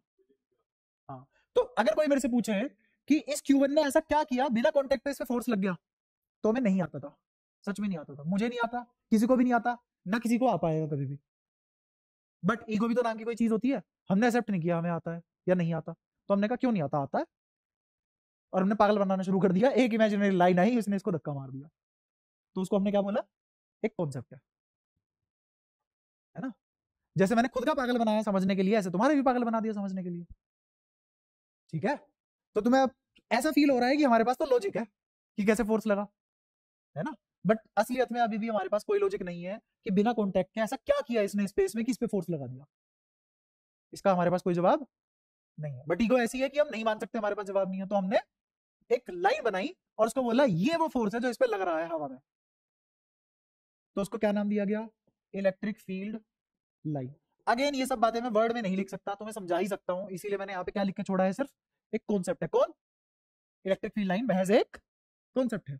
असली चीज अब आती है फिजिकल क्वांटिटी, जिसको हम पढ़ेंगे, जिसको मेजर करेंगे। क्या ये चीज मैं मेजर कर सकता हूं, जब इमेजिनरी है, मेजर कहां से कर लोगे, इमेजिनरी लाइन चाहिए, कैसी लाइन है, क्योंकि इमेजिनरी लाइन है तो ये कहां तक जा सकती है, इन्फिनिटी तक जा सकती है, इमेजिनरी है इसलिए इन्फिनिटी तक जा सकती है। क्या आर पार हो सकती है, इमेजिनरी है, क्यों नहीं होगी आर पार, जब तुमने इमेजिन कर रखी है तो इस दीवार के अपोजिट इमेजिन कर लो, तो चली गई आर पार।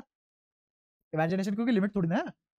तो इमेजिनरी लाइन मतलब इन्फिनिटी तक जा सकती है, इन्फिनिटी तक तो कोई चीज तभी जाएगी ना जब उसके लिए कोई ऑब्स्टेकल ना हो, बट ऑब्स्टेकल तो होते हैं, इसका मतलब ऑब्स्टेकल के आर पार हो जाती है। क्या ये बात भी मैं समझा पाया? क्लियर है सारी बातें? ठीक है। अब आते हैं फिजिकल क्वांटिटी पे। किस पे आ गए? फिजिकल क्वांटिटी पे। देखो इसको भी समझाता हूँ। मान लो कोई एक रीजन है जिसमें इलेक्ट्रिक फील्ड लाइन फैली हुई है, कोई एक रीजन जिसमें इलेक्ट्रिक फील्ड लाइन फैली हुई है, उसमें कोई चार्ज आया, उसमें कोई चार्ज आया Q1 नाम का, इसने एक फोर्स फील किया F1, इलेक्ट्रिक फील्ड नहीं बदली। एक दूसरा चार्ज आया Q2, उसने फोर्स फील किया F2। हर चार्ज अलग फोर्स फील कर रहा है, हर चार्ज अलग फोर्स फील कर रहा है। तो मैं पढ़ ही नहीं सकता चीजें, ये तो बहुत बवाल चीज हो गई ना कि यार हर सिचुएशन अलग हो रही है, मैं कैसे पढ़ लूँ अभी से? तो हमने कॉन्सेप्ट बनाया, हमने कॉन्सेप्ट क्या बनाया कि तुम इसके अंदर एक ही चार्ज रखो, इसके अंदर एक ही चार्ज रखो, और वो चार्ज यूनिट चार्ज होना चाहिए, वो चार्ज यूनिट चार्ज होना चाहिए। क्या पूरी दुनिया को, समझ समाज को पता है कि मैं इसके अंदर कौन सा चार्ज रखने वाला हूं? कौन सा? Unit charge. तो जब मैंने इसके अंदर यूनिट चार्ज रखा, जिसको हम क्यू नोट नाम देते हैं, इसको बोलते हैं पॉजिटिव टेस्ट चार्ज। क्या बोलते हैं इसको?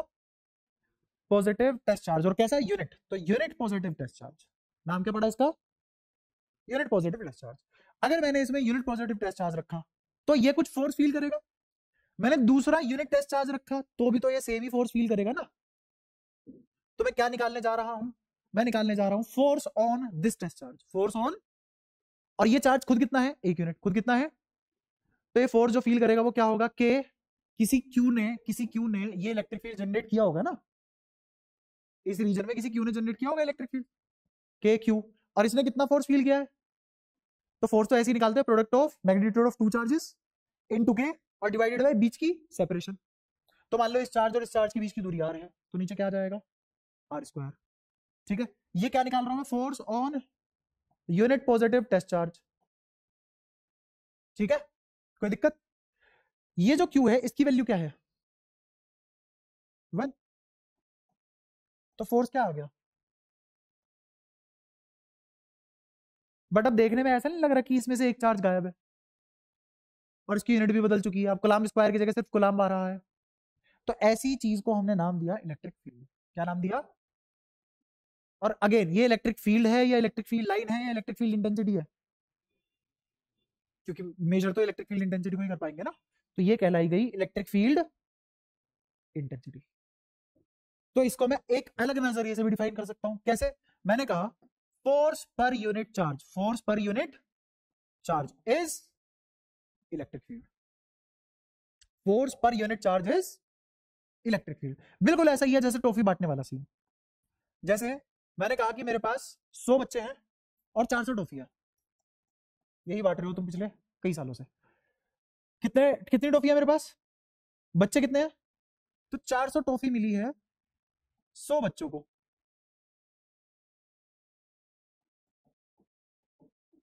400 टॉफी मिली 100 बच्चों को, यह है फोर्स, यह है फोर्स। मैं कह रहा हूं एक बालक को कितनी टॉफी मिलेगी? कितनी टॉफी मिलेगी? तो तुमने क्या किया? 400 बटे 100 किया, 400 बटे 100 किया, है ना? तो कितनी मिली? 4। मैं इसको ऐसे भी तो लिख सकता हूं कि toffee per unit student, toffee per unit student. तो वैसे भी लिख सकते हो total toffee upon total student, total toffee upon. तो क्या ऐसा करने के बाद एक यूनिट की वैल्यू आती है? ऐसा करने के बाद किसकी वैल्यू आती है? ये है इलेक्ट्रिक फील्ड, ये है इलेक्ट्रिक फील्ड। ठीक है, कैसे समझो? मैंने कहा कि मेरे पास 15 न्यूटन का फोर्स लगा, 15 न्यूटन का फोर्स लगा, या ऐसा मान लो कि मेरे पास 100 न्यूटन का फोर्स लगा। कितने पे? 5 कूलम्ब चार्ज पे। कितने का फोर्स लगा? कितने चार्ज पे? 5 कूलम्ब चार्ज पे। तो मैं पूछना चाह रहा हूं कि 1 कूलम्ब चार्ज पे कितना फोर्स लगा? 100 बटा 5 कितना लग गया? 20 न्यूटन का फोर्स लगा। 20 कितने कूलम्ब पे? 1 कूलम्ब पे, 1 पे। देखा, यही दिक्कत है बस, टॉफी से जैसे ही यहाँ आते हैं ना फिजिक्स में, तो पता नहीं तुम्हारे दिमाग में कुछ कुछ होने लग जाता है और तुम बिगड़ जाते हो। यार साला टॉफी तो खा भी रहे थे, चार्ज खा भी नहीं सकते। तो हम तो नहीं दे रहे सही जवाब। क्या मैंने यहां और यहां कुछ बदला है नाम के अलावा? और नाम में क्या रखा है ना? जैसे ये सौरभ नाम है ना, इसको सौरभ को मैं कुछ और बुलाने लग जाऊं, है ना, क्या दिक्कत हो? कुछ भी दिक्कत नहीं होगी। 1 मिनट बताते हैं क्या दिक्कत। नाम क्या है तेरा? विवेक। इसको मैं विवेक बुलाऊं तो मैंने कहा विवेक, ये मर गया, बड़ा हो गया, ताकतवर हो गया, कमजोर हो गया, भूखा मर गया, क्या हुआ इस पर? ये नाम है सिर्फ। ये नाम किसने दिया है? माँ बाप ने। कोई और भी तो नाम दे सकते थे, तब भी तो ऐसे ही दिखता आज भी। नाम में कुछ भी, ये सब सोचना थोड़ा मुश्किल होता है ना, हर्ट हर्ट करता है। हर्ट कैसे करता है यार, ये तो हमारी मान्यताएं बदल रहा है आदमी, तो दिक्कत होती है। वहीं पे हमारी सोच छोटी हो जाती है, जो दिख भी रही है। यहाँ पे मैंने सिर्फ टॉफी को क्या कर दिया है? न्यूटन। स्टूडेंट को क्या कर दिया है? गुलाम। फंडा तो वही है जो बचपन से बांटते हुए आ रहे हो। एक गुलाम पे कितना? 20 न्यूटन का फोर्स। कितने पे है ये? तो मैं ये भी तो बोल सकता हूं ना कि 20 न्यूटन पर कोलाम्ब फोर्स है एक चार्ज पे। एक यूनिट चार्ज पे कितना फोर्स है? इसको बोला गया है इलेक्ट्रिक फील्ड, और ये था फोर्स। क्या मैं डिफाइन कर पाया? तो इसीलिए इलेक्ट्रिक फील्ड का फॉर्मूला क्या बन चुका है? Force per unit charge is electric field intensity. मैं उम्मीद करता हूं मैं मेरी बात समझा पाया हूं कि इलेक्ट्रिक फोर्स इज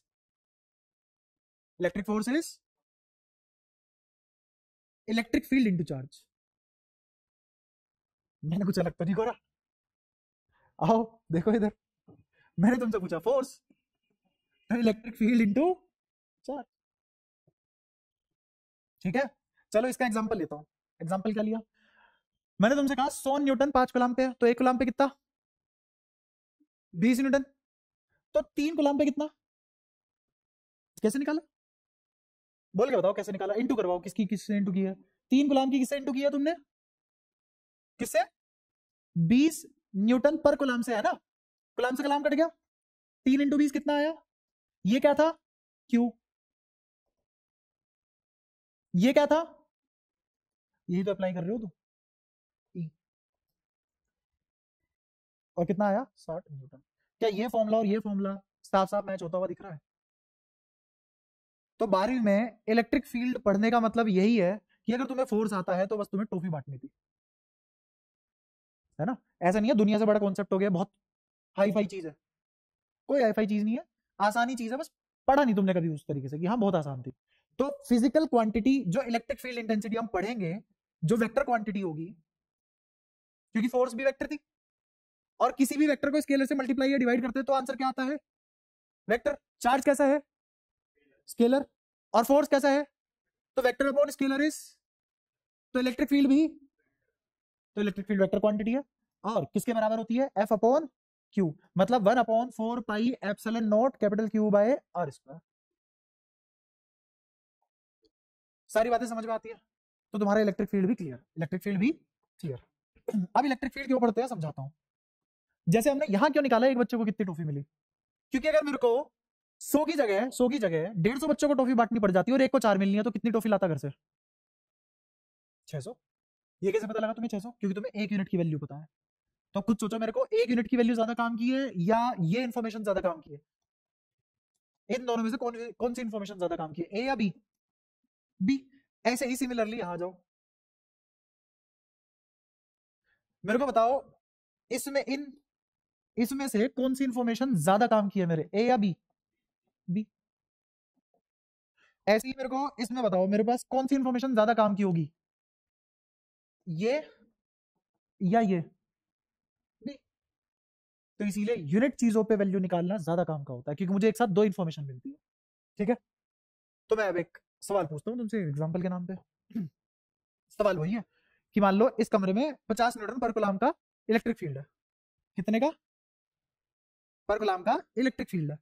मैंने यहाँ पे 5 कूलम चार्ज रखा है, इस पे कितना फोर्स लगेगा? 250। कैसे पता? इलेक्ट्रिक फील्ड अपने आप में क्या होता है? अगर 1 कूलम चार्ज होता तो कितना फोर्स फील करता है? 50। तो अब कितना है ये? 5। तो अब कितना फोर्स फील करेगा? ये यूज है इलेक्ट्रिक फील्ड का। जो वहां पे 600 टॉफी तुम्हें पता लगी कि 150 बच्चों को 600 बांटनी है, ऐसे ही यहाँ पे मुझे पता लग गया 5 कूलम को कितना फोर्स बांटना है। बस यही यूज है इलेक्ट्रिक फील्ड का। क्या तुम्हें सारी बातें समझ में आई? पक्का? अब जो बातें फोर्स के लिए सही थी वही बातें किसके लिए भी सही है? जो बातें फोर्स के लिए सही थी वो सारी बातें किसके लिए भी है? तो अगर मैं तुम्हें बोलूं कि जैसे मैंने तुम्हें कल कुछ सवाल करवाए थे, 4 चार्ज है, बाकी 3 की वजह से किसी एक पे इलेक्ट्रिक फील्ड निकाल लो, क्या सेम ही आएगी जो फोर्स आया था? अगर ये 3 चार्ज है, किन्हीं 2 की वजह से एक पे इलेक्ट्रिक फील्ड निकाल लो, क्या वो √3e ही तो आएगी? क्या जो सारे सवाल फोर्स में किए थे वो सारे सवाल इलेक्ट्रिक फील्ड में भी किए जा सकते हैं? यहां तक कोई भी डाउट हो तो पूछ सकते हो, इतना सा भी कोई भी डाउट हो। अगर तुम्हें सारी बातें बिल्कुल अच्छे से समझ में आती हैं तो तुम पूरे में से पूरे क्यों नहीं लाते हो? कल 5 में से कुछ बच्चों के 2 नंबर क्यों थे? अगर सारी बातें समझ में आती है ना? और अगर सारी बातें समझ में आती है तो फिर तुम बोल क्यों नहीं पाते? बोलते क्यों नहीं हो? जैसे अगर मैं तुमसे छोटा सा सवाल पूछता हूँ, देखते हैं कितने बच्चे कर पाते हैं कितने नहीं। मैंने तुमसे पूछा 4 और 6 कितने होते हैं, बोलो। सबने बोला है। जब चीजें आती है ना तो रिस्पॉन्स मुंह से अपने आप निकलता है, और जब नहीं आती ना तो अपने आप रिस्पॉन्स निकलता नहीं है, मुझे जबरदस्ती निकलवाना पड़ता है। तो अगर तुम रिस्पॉन्ड नहीं कर पाते हो, इसका साफ साफ मतलब ये है कि या तो तुम खुद पे कॉन्फिडेंस नहीं रख पा रहे, तुम्हें समझ में आ गया, या फिर तुम्हें बाकी में समझ नहीं आ रहा है, या फिर तुम डर रहे हो कि इस आदमी को कैसे बोले हमें समझ नहीं आ रहा। और तीनों बातों में तुम्हारा नुकसान है, मैं तो फीस रख लूंगा, मेरा क्या है? नुकसान तुम्हारा ही है। एक बात याद रखो, पेरेंट्स का सिर्फ पैसों का नुकसान है और पैसा दोबारा कमाया जा सकता है, ठीक है? टीचर का तो कोई नुकसान है ही नहीं, उसकी एनर्जी का नुकसान है, खा पी के एनर्जी दोबारा ले लेगा। असली नुकसान बच्चे का होता है, तुम्हारा ये समय 1 साल वापस नहीं आएगा। इस पूरे प्रोसेस में अगर तुम सोच रहे हो किसी का पागल बना सकते हो तो वो अपना ही है बस, और किसी का नहीं। तो थोड़ा सा इन पे ध्यान रखो, इन चीजों का रिस्पॉन्स थोड़ा टाइमली देना शुरू करो। एक डाइलेक्ट्रिक लिया, याद आया डाइलेक्ट्रिक? डाइलेक्ट्रिक कांस्टेंट क्या है इसका? डाइलेक्ट्रिक कांस्टेंट क्या है इसका? यहां से कोई यूनिफॉर्म इलेक्ट्रिक फील्ड आया। यूनिफॉर्म इलेक्ट्रिक फील्ड मतलब कोई इलेक्ट्रिक फील्ड है जो कांस्टेंट है, कोई इलेक्ट्रिक फील्ड है जो दूरी बदलने से उस इलेक्ट्रिक फील्ड पे कोई फर्क नहीं पड़ता, ठीक है? इसका नाम है ई, इसका नाम है ई। ये है तुम्हारा कोई भी मटेरियल या मीडियम। जब ये इलेक्ट्रिक फील्ड इससे पास होगा, इसको ई नोट नाम दे दो, जब ये इलेक्ट्रिक फील्ड इससे पास होगा तो यहां कितना इलेक्ट्रिक फील्ड आएगा? बीच में ये रखा हुआ था, ये कोई इलेक्ट्रिक फील्ड खाएगा नहीं? देखते हैं। अच्छा, इलेक्ट्रिक फील्ड में छोटी सी बात ये और सुन लो कि इलेक्ट्रिक फील्ड पॉजिटिव से नेगेटिव जाता है। इलेक्ट्रिक फील्ड पॉजिटिव से, इलेक्ट्रिक फील्ड का दौड़ने की डायरेक्शन, क्योंकि वेक्टर है तो डायरेक्शन क्या हुई इसकी? पॉजिटिव से नेगेटिव। तो पॉजिटिव क्यू से इलेक्ट्रिक फील्ड लाइन ऐसे निकलेगी। आज तो मैंने ये हटवा दिया, पर जब पोटेंशियल पढ़ाऊंगा तो इसका रीजन दे दूंगा कि electric field line positive charge से बाहर की तरफ क्यों भागती है। इसका रीजन एग्जिस्ट करता है, ठीक है? अगर यही सवाल तुम किसी से पूछ लोगे तो बोल देगा इसका कोई रीजन नहीं है, रटने वाली बात है। कोई रटने वाली बात नहीं है, इसका रीजन है अच्छा खासा। ऐसे ही अगर माइनस क्यू है तो इस पे इलेक्ट्रिक फील्ड लाइन आती हुई आएंगी। तो इलेक्ट्रिक फील्ड लाइन नेगेटिव पे टर्मिनेट करती है और पॉजिटिव से ओरिजिनेट होती है। क्या बात याद रहेगी? दोबारा, इलेक्ट्रिक फील्ड लाइन पॉजिटिव से जनरेट होती है और नेगेटिव पे, और अगर नेगेटिव मिलाई ना तो इंफिनिटी पे टर्मिनेट करेगी, ठीक है? और अगर पॉजिटिव ही ना हुआ तो इंफिनिटी से जनरेट हो रही होंगी। अगेन सोच सोच है बस, है ना? लाल, ये कौन सी किताब है? ये वही जिसमें टेम्परेचर बढ़ने पे वो तो अब इधर देखते क्या होगा। इलेक्ट्रिक फील्ड लाइन कहां से कहां जाती है? पॉजिटिव से नेगेटिव। जब ये इलेक्ट्रिक फील्ड लाइन अंदर इस मीडियम से पास होंगी तो पता है यहां पे क्या होगा? यहां पे ये इलेक्ट्रिक फील्ड ऐसे जा रही है, सुनने ध्यान से, तो इधर क्या होगा? पॉजिटिव। उधर क्या होगा? नेगेटिव। समझ पा रहे हो? तो ये जो पॉजिटिव है किसको अट्रैक्ट करेगा? तो यहां ये नेगेटिव इकट्ठे नहीं करवा लेगा। क्या है ये? इंडक्शन। और इधर क्या इकट्ठे हो जाएंगे? क्या इस एंड पे, ध्यान से सुनना, इस एंड पे negative density, negative charge density बढ़ गई या घट गई? बढ़ गई। नेगेटिव चार्ज डेंसिटी बढ़ गई, और यहां पे पॉजिटिव चार्ज डेंसिटी बढ़ गई। यहां नेगेटिव चार्ज डेंसिटी बढ़ गई, वहां ये खुद हुआ, मैंने तो नहीं किया, इस इलेक्ट्रिक फील्ड ने खुद किया है, और होगा भी, ये पक्का पता लग रहा है। इसी प्रोसेस को बोलते हैं पोलराइजेशन। क्यों? क्योंकि अब खुद देखो, यहां से आया एक इलेक्ट्रिक फील्ड जनरेट हो जाएगा, ये भी एक डायपोल, ये भी एक डायपोल, ये भी एक डायपोल, ये भी एक डायपोल। अब समझ में आया मैं डायपोल को क्यों बोल रहा था कि ये डाइलेक्ट्रिक कांस्टेंट है। और अब इसकी वजह से इलेक्ट्रिक फील्ड जीरो नहीं है। क्यों जीरो नहीं है? दिख रही है साफ साफ कि एक, तुमने अभी अभी बोला है क्या, या मैंने बोला है कि पॉजिटिव से नेगेटिव जाती है इलेक्ट्रिक फील्ड लाइन, तो फिर यहां भी तो जाएंगे ना इलेक्ट्रिक फील्ड लाइन, और इसको बोलेंगे ईपी। इसको क्या बोलेंगे? ईपी। अलग कलर से बना देता हूं,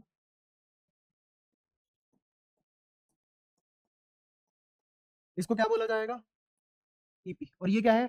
ई नोट। ई नोट कौन सा है? जो आ रहा था। और ईपी कौन सा है? जो पोलराइजेशन की वजह से आया। कहां से आया? Due to polarisation. क्लियर हुई ये वाली बात? तो ये इलेक्ट्रिक फील्ड तो है पोलराइजेशन का, और बाहर वाला किसकी वजह से है? बाहर जो चार्ज था उसकी वजह से, ई नोट, है ना? ठीक है।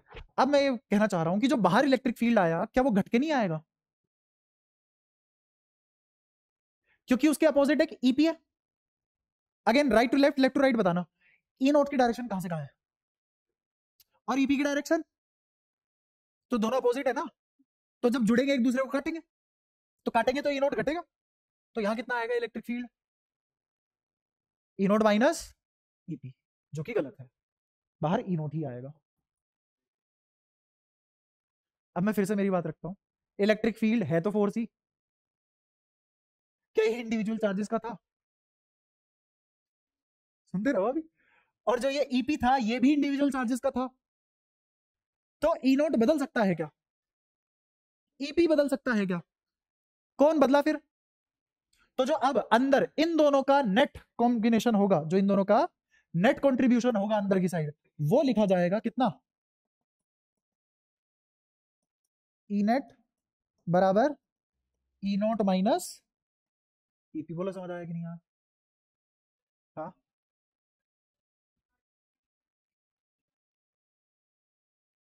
ई नोट मैंने यूनिफॉर्म इलेक्ट्रिक फील्ड जनरेट करवाया, यहाँ कोई प्लेट होगी पॉजिटिव चार्ज की, उससे निकल गया। और वो कहाँ है प्लेट? इन्फिनिटी पे। उसने ई नोट जनरेट किया, लेकिन इस ई नोट पे कोई फर्क नहीं पड़ेगा। ई नोट ना घट सकता है ना, अरे कांस्टेंट का मतलब यही होता है, वरना कांस्टेंट कहां से रह जाता है? ठीक है। दूसरी चीज, अब जो ईपी जनरेट हुआ है वो किसकी वजह से हुआ है? इन पेयर की वजह से। तो ये भी एक इंडिविजुअल इलेक्ट्रिक फील्ड है इनका, ये भी नहीं बदल सकता, तो बदला कौन? क्या बाहर कोई मीडियम है? तो वापस ई नोट नहीं हो जाएगा वो, और वापस ई नोट हो जाएगा भी कहना गलत है। वो ई नोट था, ई नोट है, ई नोट रहेगा। बाहर कोई ई नेट नाम की चीज होगी? हाँ होगी। कितना होगा वो ई नेट? खुद ई नोट, खुद ई नोट।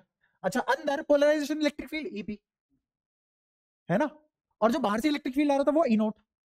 इसके अंदर ई नेट कौन होगा? समझे? तो यहां इस वाले स्पेस में ई नेट कौन है? E note. यहां अंदर वाले स्पेस में ई नेट कौन है? E note minus EP. और बाहर ई नेट कौन है? क्या मेरी बात समझ आई मैं क्या कहना चाह रहा हूं? हाँ पूछ। हाँ, राइट साइड में पॉजिटिव चार्ज आ गया। किधर? जनरेट कहां से हुई है? हाँ, तो उधर नहीं फेंक पाएगा। रीजन है इसका, अगले चैप्टर में वही पोटेंशियल में पता लगेगा। रीजन इसका ये है कि ये पॉजिटिव है, ये नेगेटिव है, तो ये लाइनें यहां से भी यहीं आ जाएंगी, तो वो इन्फिनिटी जाने पे उनकी पोटेंशियल जीरो होनी थी, अगर हल्का हल्का रिलेट कर पाया, वरना दोबारा तो पढ़ाऊंगा ही। लेकिन अगर वो कम दूरी चल के ही पूरी की पूरी पोटेंशियल खत्म कर पा रही है, तो यही ना मानेगी वो, इन्फिनिटी पे क्यों जाएंगी? ई नोट वाली कहां रुक जाती? ई नोट वाली ईपी के साथ इंटरफेयर करेगी नहीं, टोटल इग्नोर मारेगी। अरे तो इंड्यूस तो हो गया, पर ई नोट ने इंटरेक्ट थोड़ी ना किया ईपी के साथ। मेरा एफ एम F12 के साथ इंटरेक्ट करा था? नहीं। तो भाई यहाँ ई नोट ईपी के साथ इंटरेक्ट क्यों करेगा?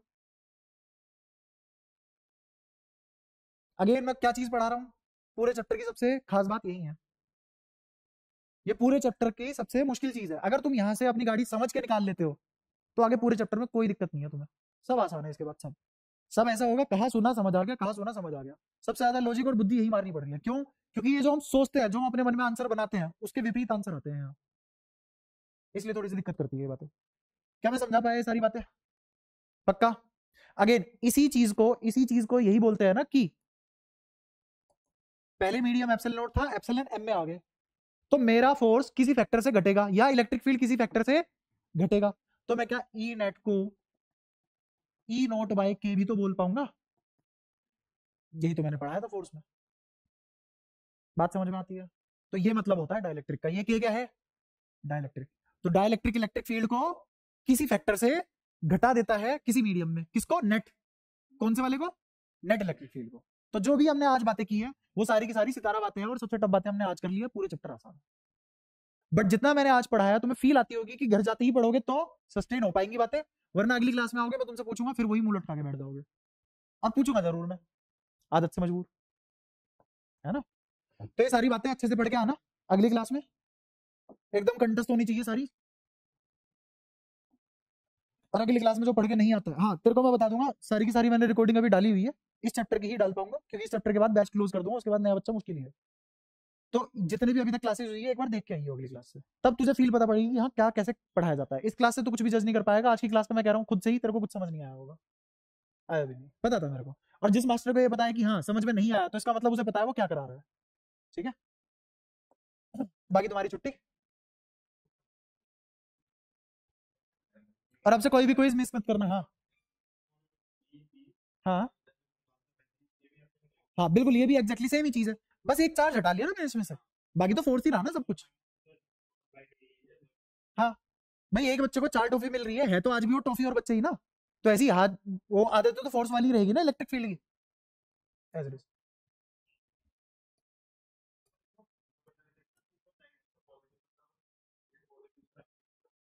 पोलराइजेशन, इलेक्ट्रिक फील्ड नेगेटिव से पॉजिटिव नहीं जाता ना, इलेक्ट्रिक फील्ड पॉजिटिव से नेगेटिव ही जाता है। वो तुमने केमिस्ट्री में पढ़ा है ना, यहाँ किसने पढ़ा? यहाँ पे तो वो डायपोल मोमेंट है, वो डायपोल मोमेंट है, वो अलग चीज है, आने दे, उस पर भी चर्चा होगी, उसमें भी सारे जितने भी चिट्ठी है सारी खोली जाएंगी। कौन सी है? चौथी है ना। देखो अब तक 4 क्लास हो चुकी है, और तुम्हें 4 के 4 क्लास का मैटर बिल्कुल कंटेस्ट तरीके से आना चाहिए, तभी मजा है, वरना मजा नहीं है।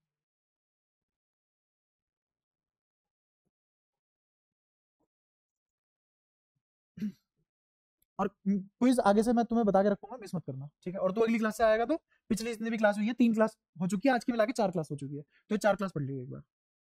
और भी है, बेसिक मैथ्स और वेक्टर भी पढ़ लियो, ठीक है? इन सबको तो मैंने मजबूर करा है बेसिक मैथ्स वेक्टर पढ़ने के लिए, अब ये जानते हैं इन्होंने कितना पढ़ रखा है। मैं लिटरली बता रहा हूँ, अगर अभी भी तुम्हें बेसिक मैथ और वेक्टर नहीं आ रहा है, गायब हो जाओगे उस टाइम बाद। E naught electric field in E net, हाँ वो तो ईपी है। ई नोट दो इलेक्ट्रिक फील्ड का समेशन है, ई नेट दो इलेक्ट्रिक फील्ड का समेशन है। वो दोनों के दोनों इलेक्ट्रिक फील्ड कहाँ? तो मीडियम में ही तो एग्जिस्ट करेगा ई नेट भी, और ई नेट बाहर भी एग्जिस्ट कर रहा है, बट वो ई नेट बाहर एग्जिस्ट करने के बाद खुद ई नोट है। ई नेट क्या होता है? सभी इलेक्ट्रिक फील्ड का समेशन। जब बाहर है ही इकलौता ई नोट, तो समेशन में भी क्या आएगा? ई नोट, तो ई नेट ही ई नोट बन गया।